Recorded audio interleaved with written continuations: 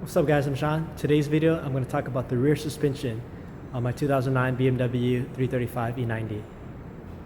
So I already have the rear M3 subframe bushings as well as the rear M3 guide rods, and now I'm going to finish off my rear setup with the these are Manzo tow arms right here and the M3 rear upper wishbone arms, and these are the ABS brackets. So the last missing pieces for the rear suspension is the M3 upper wishbone arm that goes in place of this right here, there, and the aftermarket tow arm that goes in the place of this piece right here. And I'm going to show you guys how to do it. We're on the rear passenger side of the suspension. So the first thing we're going to do is we're going to install the M3 upper wishbone arm.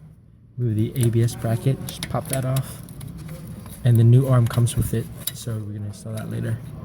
And remove this bolt, 18mm bolt, and the 18mm bolt back there.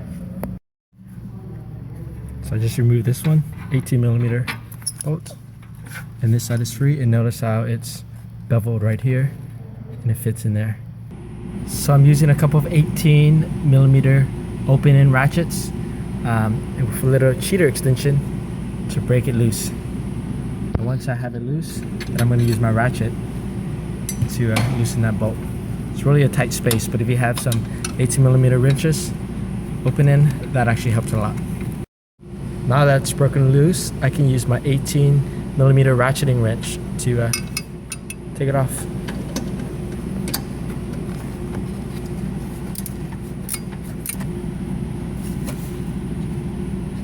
The nut's loose. Take off this bolt. Now the whole arm basically comes off. Here's the comparison between the 335 arm and the M3 arm. So this is, you know, I guess sheet metal folded, and the M3 arm is a solid piece of aluminum, so it's lighter, and the bushings are better than the 335 bushings. So to undo the ABS bracket, because it's not going to fit on the other arm, you just basically use a screwdriver and pop this little plastic piece off. Right there. The ABS bracket comes off. We're going to install the one that came with the kit. The cables go into this slot, and the other cable goes into this slot. Cable is inserted to the slot, and now we're going to install the arm. So now we're going to install the arm. Remember that the bevel side of the M3 arm goes here, meets with that side right there. So I found it easier to loosely install that nut and bolt first, and then when you install this, you can actually move the whole wheel hub a little bit, and then make sure this bolt goes in smoothly before you torque it. So before you torque up the bolts and nuts, make sure that the suspension is under load.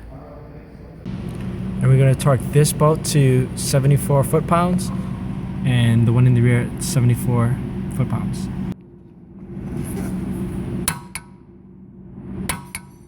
It's really hard to get a torque wrench in here, but if you go from underneath, it actually helps. So the passenger side M3 upper wishbone arm is pretty much done. You just move on to the other side, same way you did this side. Now we're going to tackle the tow arm, this arm right here.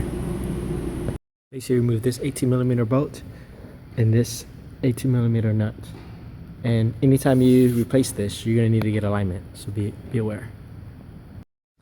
So this bolt is loose, and this 18mm nut, you're going to have to hold the other side. Move the bolt-in eccentric washer. Push this over.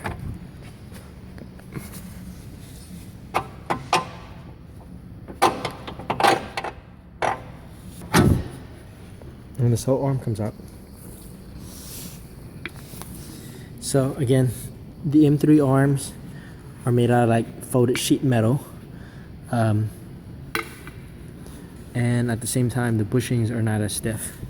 So this aftermarket tow arm made by Manzo, same company that makes the Megan Racing tow arm. It's a solid piece, and the bushings are supposed to be better and stiff. So this is going to be better for handling and for traction, because this one's more forgiving and this one's going to be more firm. Get these hoses to line up and try to set the toe as close as possible.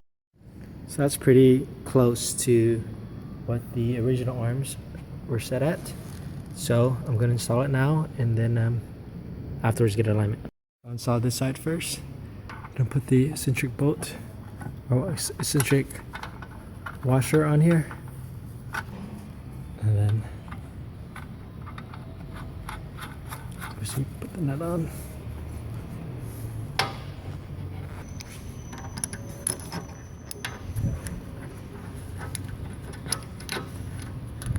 We're going to torque this and this to 74 foot-pounds.